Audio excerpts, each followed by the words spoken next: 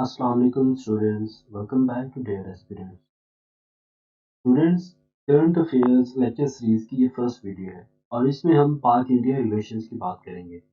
आने वाले तमाम न्यू स्टूडेंट्स चैनल जरूर सब्सक्राइब कर लें और बेल आइकन भी प्रेस कर लें ताकि इस सीरीज के तमाम लेक्चर्स आप तक पहुंच सके। स्टूडेंट्स, इस वीडियो के 4 पोर्शन होंगे। फर्स्ट पोर्शन के अंदर हम लोग ब्रीफ इंट्रोडक्शन डिस्कस करेंगे।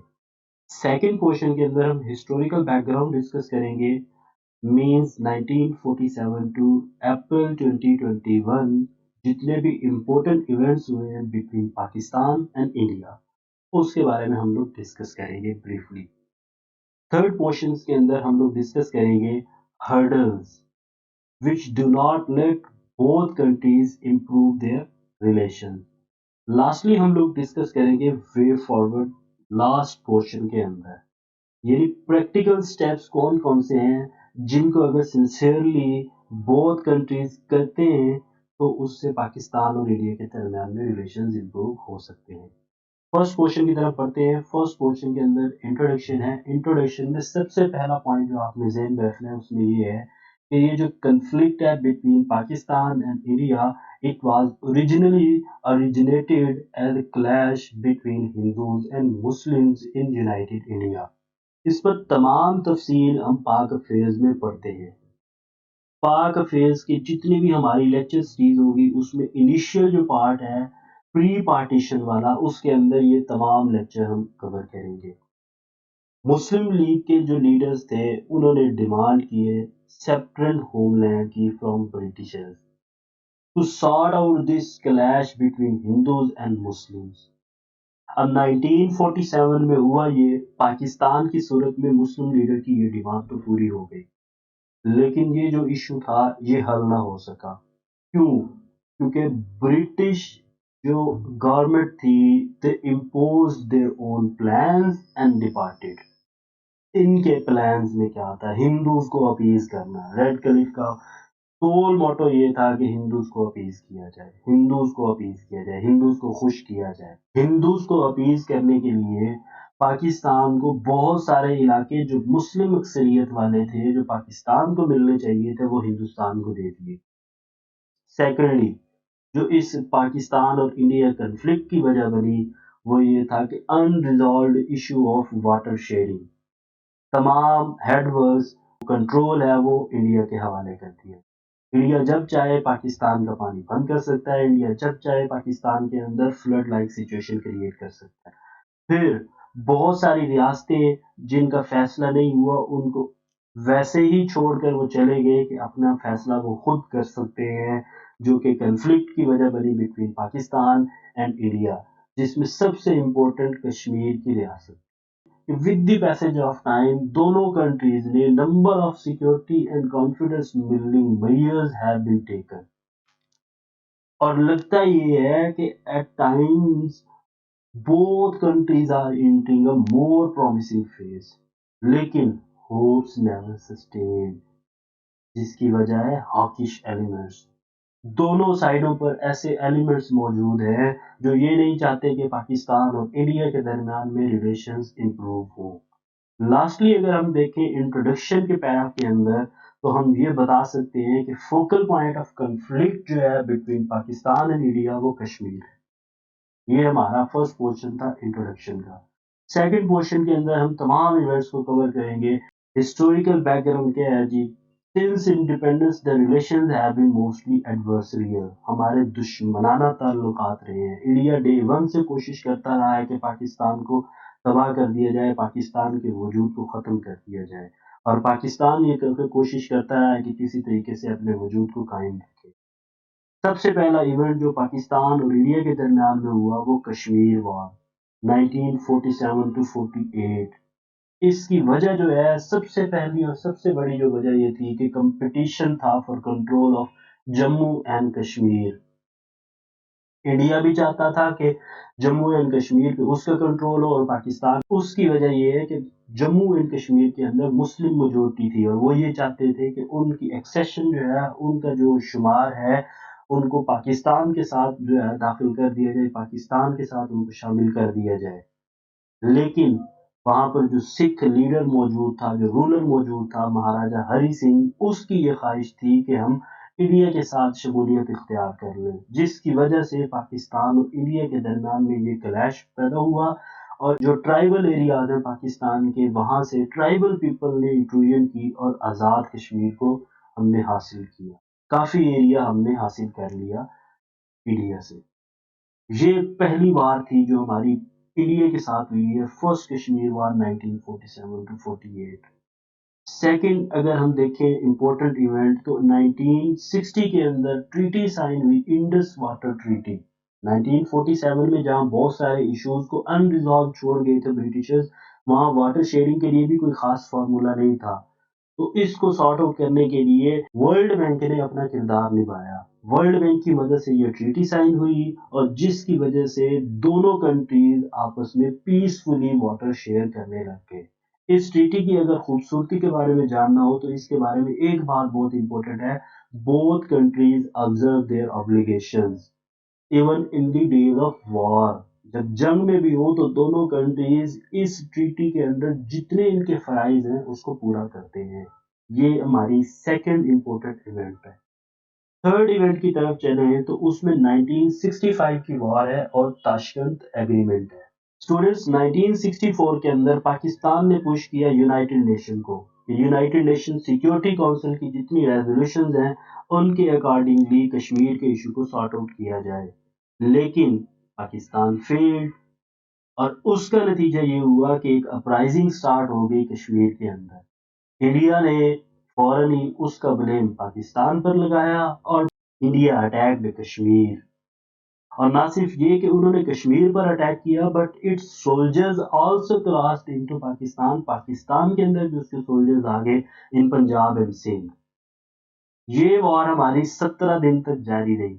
बहुत इंपॉर्टेंट एमसीक्यूज है। और ये जब जंग खत्म हुई तो ये जंग 22 सितंबर 1965 को एंड हुई यूनाइटेड नेशन सिक्योरिटी काउंसिल की मदद से। और रशिया ने, जो उस वक्त सोवियत यूनियन था, उसने अपना किरदार अदा किया ताशकंद अग्रीमेंट साइन करवाने में between Lal Bahadur Shastri, prime minister of India, and president of Pakistan Ayub Khan on January 10, 1965। Again important MCQs है।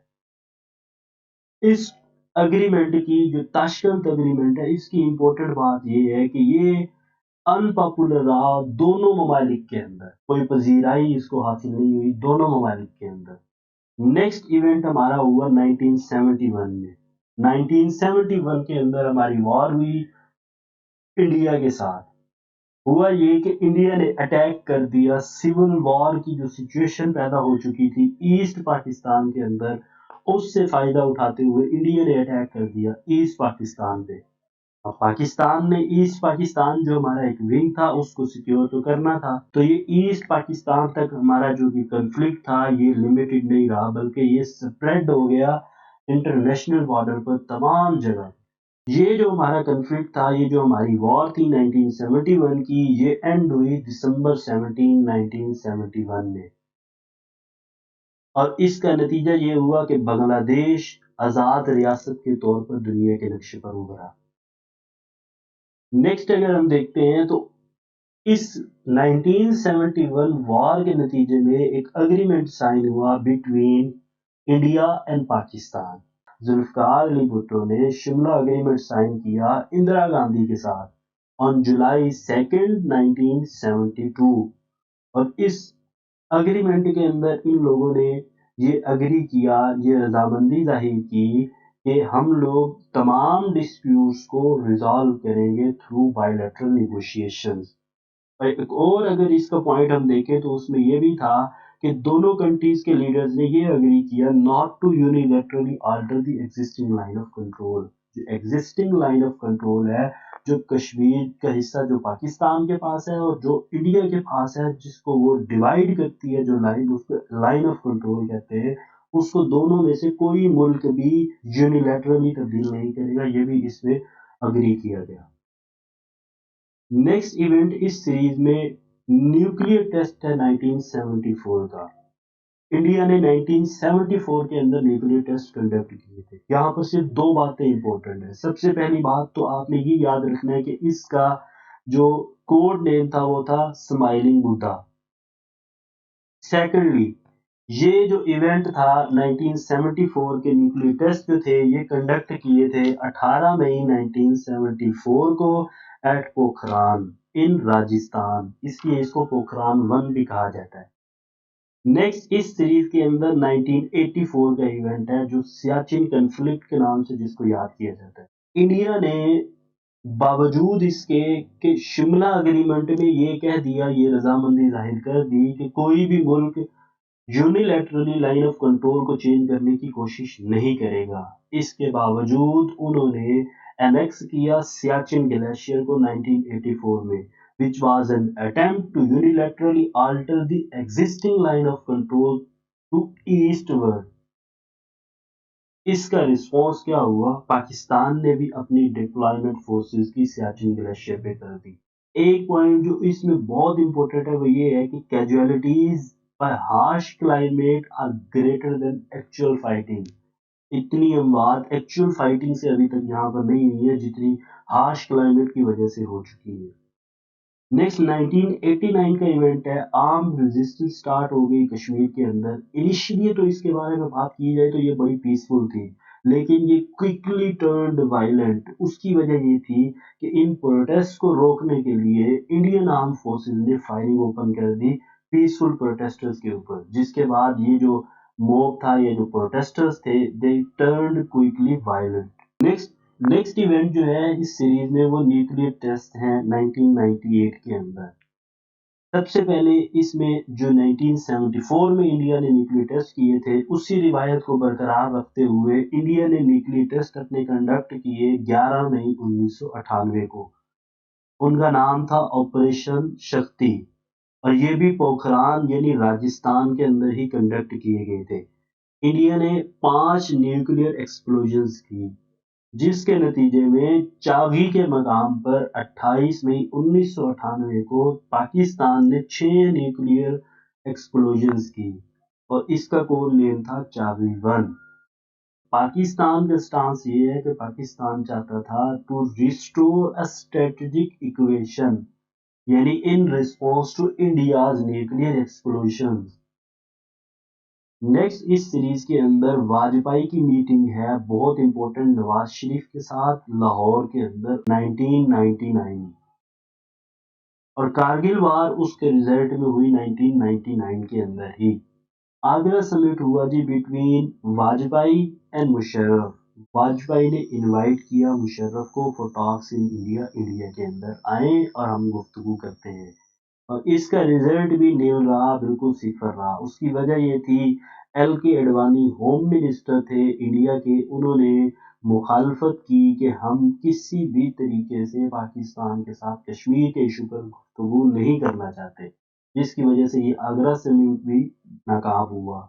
नेक्स्ट 2001 के अंदर ही, अब जुलाई के अंदर 2001 के अंदर आगरा समिट हुआ, और दिसंबर के अंदर एज अ रिजल्ट वो जो हॉकिश एलिमेंट का जो एक हमने डिस्कशन की है वो रोल प्ले करना उन्होंने स्टार्ट कर दिया कि 2001 के अंदर दिसंबर में अटैक हो गया इंडियन पार्लियामेंट के ऊपर, जिसमें 5 लोग उनकी डेथ हो गई। नेक्स्ट अगर इस सीरीज में हम देखते हैं तो 2003 का इवेंट है, सीज फायर अनाउंसमेंट होती है by Pakistan at United Nation. इसके अंदर इंपॉर्टेंट चीज जो आपने नोट डाउन करनी है वो ये है कि इसकी अनाउंसमेंट जो की थी वो जफरुल्लाह खान जमाली ने की थी ऑन नवंबर 23, 2003। ईद उल फितर की हॉलीडेज थी, जिस मौका पर जफरुल्लाह खान जमाली ने ये अनाउंसमेंट की थी एट यूनाइटेड नेशन। फिर 2007 के अंदर समझौता एक्सप्रेस पर अटैक होता है और 68 people died in that attack. Then 2008 के अंदर मुंबई अटैक होता है और 166 people died in that attack. ये जो 2008 का अटैक था, इसके बाद इंडिया ने क्या किया, अपना जो टोन थी, अपना जो बिहेवियर था उसको बहुत ज़्यादा सख्त कर लिया, और ये कहना स्टार्ट कर दिया कि अब पाकिस्तान के साथ किसी किस्म की पीस प्रोसेस नहीं होगा, पीस डायलॉग नहीं होगा। पठानकोट अटैक, पठानकोट एयरबेस पर इंडिया की अटैक हुआ 2016 के अंदर। देन 2016 के अंदर ही, 2016 बहुत इंपॉर्टेंट ये है हमारा, 2016 के अंदर ही 3 मार्च को बलूचिस्तान में कुलभूषण जाधव की, जो कि रा का एक एजेंट था, उसकी गिरफ्तारी हुई और वो जितनी भी टेररिस्ट एक्टिविटीज थी इन बलूचिस्तान और सिंध उनको फाइनेंस कर रहा था, उनको सपोर्ट कर रहा था, उनको स्पॉन्सर कर रहा था, उसने ये क्लेम किया, जिसके नतीजे में मिलिट्री ट्रिब्यूनल ने उसको सजाए मौत सुना दी। फिर 2016 के अंदर ही अब इस अपने इशू को छुपाने के लिए, इसको बचाने के लिए, अपना इसको, ये जो कुलभूषण जाधव केस था, इसमें पाकिस्तान पर प्रेशर बनाने के लिए इंडिया ने प्लान किया उरी अटैक 2016 के अंदर ही, and it was considered as the deadliest attack on Indian Army, killing 18 soldiers, 18 soldier जिसमें इंडिया के मारे गए। इंडिया ने फौरन ही पाकिस्तान को ब्लेम करना स्टार्ट कर दिया और they claimed they have conducted a so-called surgical strike against Pakistan. Then 2019 के अंदर एक बहुत इंपॉर्टेंट अटैक होता है जिसको पुलवामा अटैक के नाम से याद किया जाता है। February 14 को ये इवेंट होता है, ये अटैक होता है इंडिया के अंदर, जिसके नतीजे में 40 soldiers, Indian soldiers were killed. इसके नतीजे में इंडिया ने पाकिस्तान को ब्लेम करना स्टार्ट कर दिया और पाकिस्तान को ब्लेम करते करते उन्होंने कहा जी कि हम पाकिस्तान के खिलाफ सर्जिकल स्ट्राइक अगेन कंडक्ट करेंगे, जिसके नतीजे में क्या हुआ, 26 फरवरी को उन्होंने इंक्लूजन की इंडियन एयरफोर्स ने पाकिस्तानी टेरिटरी के अंदर, और पाकिस्तान एयरफोर्स ने उनको चेस किया, जिसका रिजल्ट ये हुआ कि वो अपना पेलोड नेक्स्ट डे 27 फरवरी को पाकिस्तान एयरफोर्स ने 2 इंडियन वॉर प्लेन्स को गिरा दिया और एक उनका पायलट अभिनंदन भी गिरफ्तार कर लिया, जिसको रिलीज किया गया था on 1 March as a peace gesture. अब इस पीस जेस्चर का रिजल्ट क्या हुआ, इसका रिजल्ट सामने आया, revocation of article 370 and 35A। 5 अगस्त 2019 को मोदी गवर्नमेंट ने आर्टिकल 370 और 35A को रिवोक कर दिया, जो कि स्पेशल स्टेटस प्रोवाइड करता है कश्मीर को। इसके नतीजे में पाकिस्तान ने कंडेम किया इस मूव को एंड स्वेयर कर ली और बदतरीन कर ली अपनी diplomatic ties with India. Recent developments की बात करें तो रिसेंट डेवलपमेंट्स में एलओसी सीज फायर अनाउंसमेंट हुई है by the respective military leadership. ये फॉलो की गई मिस्टर खान की स्टेटमेंट और आर्मी चीफ की स्टेटमेंट कि हम इंडिया के साथ पीस चाहते हैं। नेक्स्ट अगर हम देखते हैं तो मिस्टर मोदी का पाकिस्तान डे पर मैसेज हमें रिसीव हुआ था, ये भी बहुत इंपॉर्टेंट है। लास्टली अगर हम देखें तो पाकिस्तानी एक्सपर्ट्स जो हैं उन्होंने इंडिया को विजिट किया to discuss the sharing of Indus waters. ये हमारा सेकंड पोर्शन था जिसके अंदर हम लोग ने डिस्कस किया हिस्टोरिकल बैकग्राउंड को, जितने इम्पोर्टेंट इवेंट्स हैं बिटवीन पाकिस्तान एंड इंडिया, हमने उन तमाम को कवर किया। नेक्स्ट पोर्शन की तरफ बढ़ते हैं जिसके अंदर हर्डल्स को हम डिस्कस करेंगे, रुकावटों को डिस्कस करेंगे जो पाकिस्तान और इंडिया के दरमियान में रिलेशन को इम्प्रूव नहीं होने देती। सबसे पहली अगर हम बात करें तो उसमें कश्मीर है। कश्मीर का इशू ऐसा है, यानी जिस पर पाकिस्तान का स्टांस ये है कि पाकिस्तान के लिए शाहरग है कश्मीर। कश्मीर के इशू को डिस्कस किए बगैर, सॉर्ट आउट किए बगैर, रिजॉल्व किए बगैर पाकिस्तान और इंडिया अमन कायम नहीं कर सकते। फिर सेकंड बात की जाए तो टेररिज्म का एलिमेंट भी है जो पाकिस्तान और इंडिया के दरमियान में रिलेशन को इम्प्रूव नहीं होने देता। इंडिया क्लेम ये करता है कि पाकिस्तान स्पॉन्सर करता है टेररिज्म को, टेररिस्ट एक्टिविटीज को इंडिया के अंदर और इंडियन ऑक्युपाइड कश्मीर के अंदर। पाकिस्तान ये क्लेम करता है कि बलूचिस्तान के अंदर जितनी इंसर्जेंसी है उसके अलावा जो ट्राइबल एरियाज हैं या सिंध का जो एरिया है उसके अंदर जो जितनी भी इंसर्जेंट एक्टिविटीज होती है उनको स्पॉन्सर करने वाला इंडिया है। और ये अफगानिस्तान की लैंड को यूज करते हुए तमाम जितनी भी क्रिमिनल एक्टिविटीज या टेररिस्ट एक्टिविटीज हो रही हैं जो सबोटाज करने के लिए सी पैक को बलूचिस्तान के अंदर, उसको इंडिया सपोर्ट करता है।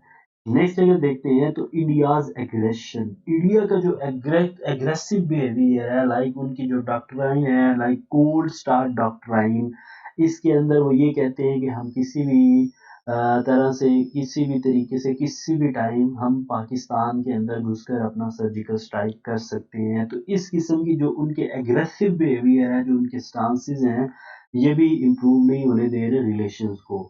फोर्थ नंबर पर पाकिस्तान न्यूक्लियर डॉक्ट्राइन है कि पाकिस्तान कहता है कि हम फर्स्ट यूज कर सकते हैं न्यूक्लियर टैक्टिकल न्यूक्लियर वेपन्स को।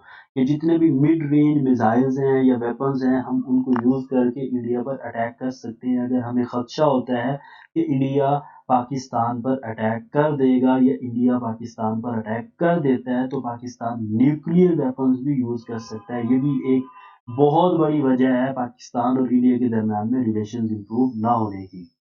फिफ्थली अगर हम देखते हैं तो हॉकिश एलिमेंट बोथ साइड्स पर जो मौजूद हैं, वो भी अपना रोल प्ले करते हैं। आपने अभी तक हिस्टोरिकल बैकग्राउंड के पोर्शन में ये देखा होगा, जब भी बात चलती है कि पाकिस्तान और इंडिया के दरमियान में रिलेशंस इंप्रूव होने चाहिए और कोई उसके लिए एफर्ट की जाती है, तो hawkish element play their own role और वो उस तमाम एफर्ट को सबोटाज करते हैं। नेक्स्ट देखें तो इसमें एलओसी वायलेशंस हैं। एलओसी की वायलेशंस जो हैं, पाकिस्तान क्लेम करता है कि इंडिया की तरफ से कंडक्ट की जाती हैं और इंडिया ने 2020 के अंदर बहुत ज़्यादा वायलेशंस की हैं, जिसमें इंडिया ने पाकिस्तान की सिविल पॉपुलेशन को निशाना बनाया है। और ये एक वजह है जिसकी वजह से पाकिस्तान और इंडिया के दरमियान में रिलेशंस इंप्रूव नहीं हो सकते। उसके बाद बलूचिस्तान की इंसर्जेंसी है और India's overt opposition to CPEC. ये बलूचिस्तान में जो इंसर्जेंसी है, जो टेररिस्ट एक्टिविटीज हो रही हैं, उनको सपोर्ट करने वाला इंडिया है और इंडिया नहीं चाहता कि सी पैक कंप्लीट हो, जिसकी वजह से इंडिया ये बलूचिस्तान के अंदर इंसर्जेंसी को सपोर्ट करता है, स्पॉन्सर करता है, फाइनेंस करता है, ट्रेनिंग करता है इंसर्जर्स की, और वो चाहता है कि सी पैक ख़त्म हो जाए। ये तमाम वजूहात हैं जिनकी वजह से पाकिस्तान और इंडिया के दरमियान में रिलेशंस इंप्रूव नहीं हो रहे। अब लास्ट क्वेश्चन की तरफ बढ़ते हैं, जिसमें हम लोग डिस्कस करेंगे वे फॉरवर्ड। सबसे पहला पॉइंट इसमें ये है कि हम कश्मीर के इशू को रिजॉल्व करके पाकिस्तान और इंडिया के दरमियान में रिलेशन इंप्रूव कर सकते हैं।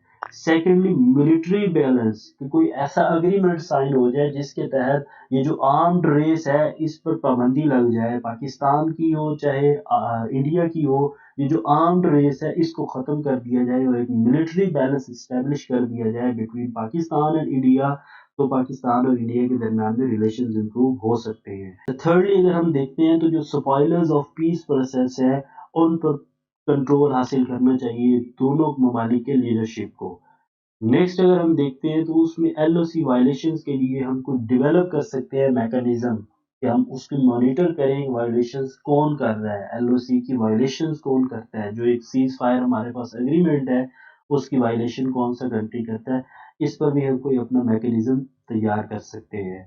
फिर ट्रेड एंड इन्वेस्टमेंट की अगर हम बात करते हैं तो उसमें इन्वेस्ट अगर इंडिया या पाकिस्तान एक दूसरे के ममालिक में ये करते हैं और ट्रेड बढ़ा दी जाए बिटवीन इंडिया एंड पाकिस्तान, तो ये उम्मीद जाहिर की जा सकती है कि पाकिस्तान और इंडिया के दरमियान में रिलेशन इंप्रूव हो जाएंगे। उसके बाद ट्रांजिट रूट पाकिस्तान प्रोवाइड कर सकता है इंडिया को थ्रू अफगानिस्तान, कहाँ तक, सेंट्रल एशियन रिपब्लिक्स तक, ताकि इंडिया की जो रिक्वायरमेंट्स हैं एनर्जी सेक्टर की या गैस सेक्टर की, वो तमाम पूरी हो सके।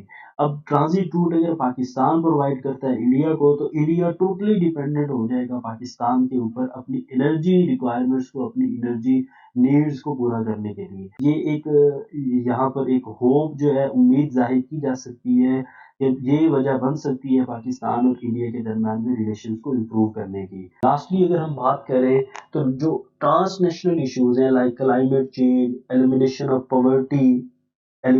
पॉवर्टी, उसके अलावा वाटर स्कार्सिटी का इशू है, इन तमाम इश्यूज को डिस्कस करने के लिए अगर कॉपरेशन क्रिएट कर दिया जाए बिटवीन पाकिस्तान एंड इंडिया, तो ये होप जाहिर की जा सकती है कि पाकिस्तान और इंडिया के दरमियान में रिलेशंस इंप्रूव हो जाएंगे। स्टूडेंट्स, पाक इंडिया रिलेशंस के बारे में इतना ही। उम्मीद है इस वीडियो से आपको फ़ायदा हुआ होगा। अगर ऐसा है तो लाइक का बटन प्रेस करके आप इसका इजहार कर सकते हैं। तब तक के लिए इतना ही। नेक्स्ट वीडियो में मिलते हैं, तब तक के लिए अल्लाह हाफिज़।